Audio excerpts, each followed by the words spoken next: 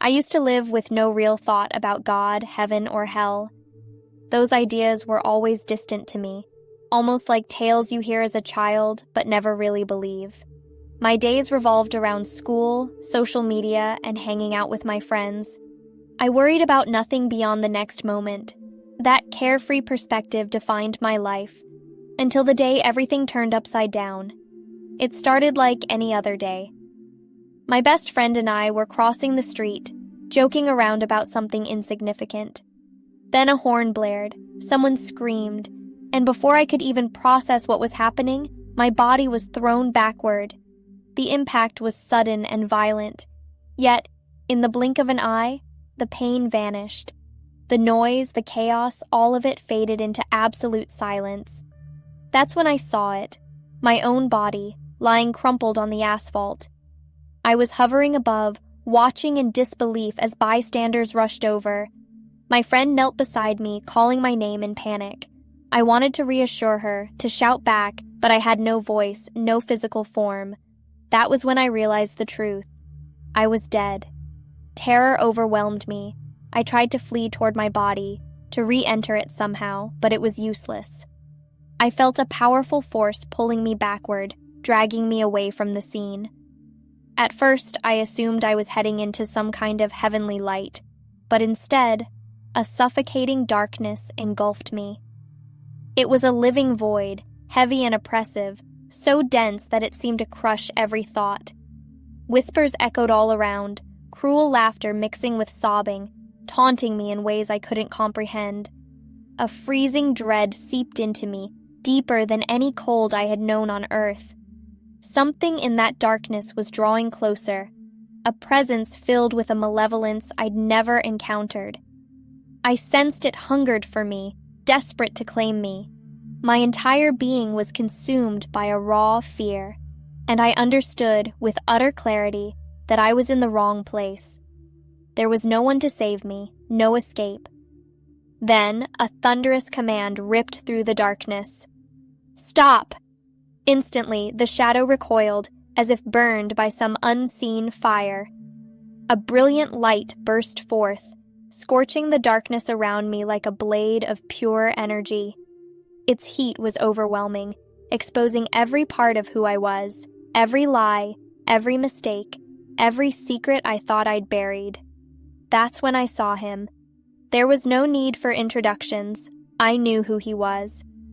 Jesus stood before me, gazing at me with an expression I can only describe as absolute truth. In his presence, there was no room for justifications or excuses. I felt the weight of every decision I'd ever made, every opportunity to seek truth that I'd ignored. Suddenly, images of my life played before me like a movie I couldn't pause. I saw my moments of mockery toward people of faith, my apathy toward those in need, my relentless pursuit of trivial pleasures. I also saw the times I'd felt a small tug in my heart, moments of emptiness or longing for something more, yet I'd always brushed them aside, telling myself I had all the time in the world. Then the scene changed. I witnessed events that hadn't happened yet, a future that was grim and distorted. Darkness overtook the sky, fires raged in the streets, and people fled in terror from monstrous shadows that seemed to roam unchecked. Strangely, some people were willingly following those dark figures, as if enthralled by them, unaware they were being led to ruin. Jesus' voice broke through this horrific vision. This is what is to come. Before I could absorb what I'd seen, the ground opened beneath me. I was dropping, falling into an unending descent. Heat blazed from all sides. The stench of decay and burned flesh choked the air. Even before landing, I heard the tormented screams. When I finally hit the ground, I was surrounded by flames unlike any I'd known, fires that tormented rather than consumed. People were everywhere, in unimaginable agony. Some faces were familiar, neighbors, classmates, people I passed by daily without even a second thought. A few of them recognized me, reaching out in desperation. The hopelessness in their eyes told me they knew they would never leave that place. I tried to run, But there was nowhere to go. The despair was crushing. Time didn't exist here. There was no future, no tomorrow, just perpetual torment. My screams tore through me, begging for any sort of release, when suddenly a hand seized my arm, yanking me out. In an instant, the heat, the screams, the flames all disappeared. I was back in his presence, trembling and speechless.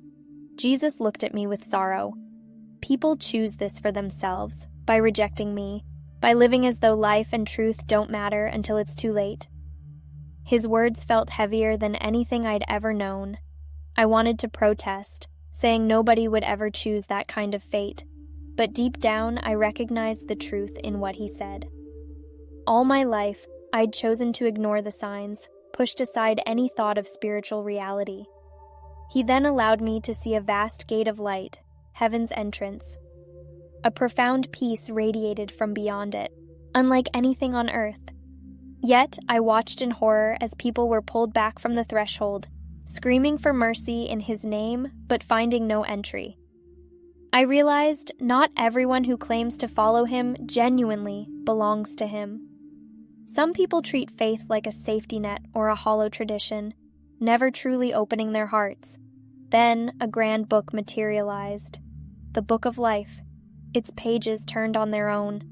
I glimpsed blank spaces where names should have been, souls meant to be saved but who never truly committed. Even more alarming, I saw names written one moment only to vanish the next.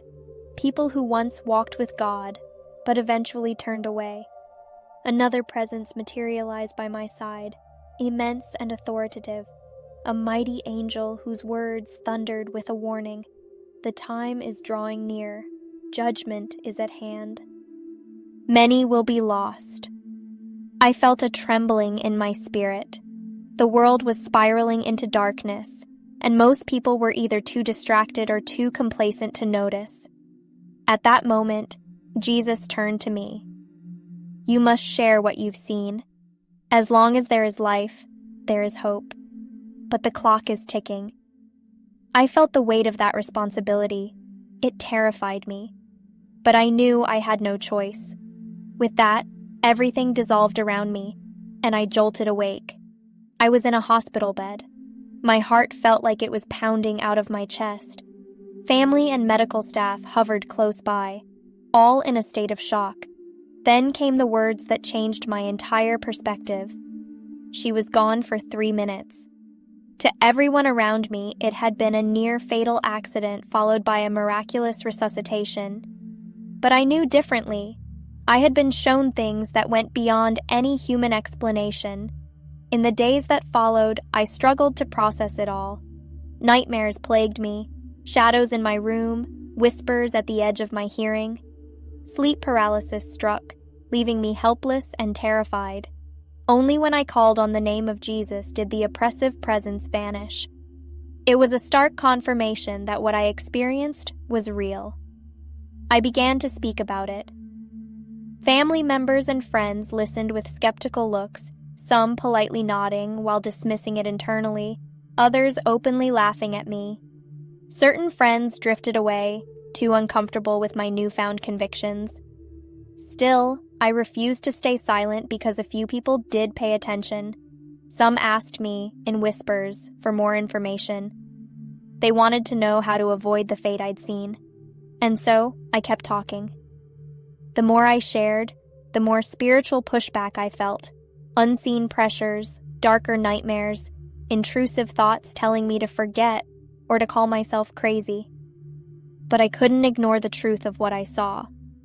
Each time those forces tried to silence me, I spoke his name, and the darkness receded. It changed the way I see the world. Where I once noticed only my daily routine, I now see how distracted most people are, lost in social media, entertainment, or daily obligations, oblivious to the approaching storm. I see how even those who identify as believers sometimes go through the motions without genuine commitment. My mission isn't to force anyone to believe. Even Jesus never forced anyone. All I can do is speak the truth about what I witnessed, give the warning I was entrusted with, and trust that those who are ready to listen will. Each person must make their own decision. I was granted a second chance that many never receive. I don't fully understand why, but I know it wasn't random. Every day I fight a spiritual battle to keep sharing my testimony, to remind anyone who will listen that our choices here matter greatly. The darkness I witnessed isn't some story or metaphor, it's a very real destination for those who turn away from the truth. To the person reading this, if something inside you is stirring, if your heart tightens and your mind races with possibilities, don't brush it off. Don't assume you'll always have more time. The day may come when you no longer have the chance to reconsider. So I urge you, seek the truth, call out to Him, and don't wait until the door has closed. I know some will read this and laugh or label me delusional. That's all right. But perhaps someone else will read it and recognize that this message was meant for them. If that's you, I hope you take it seriously. Please share your thoughts, your own experiences if you've had them. And don't forget to subscribe to the channel and turn on notifications for more content that dares to confront these realities most people ignore. Check out the video appearing on the screen now. It might open your eyes even further. Until next time, stay safe, and remember, the clock is ticking.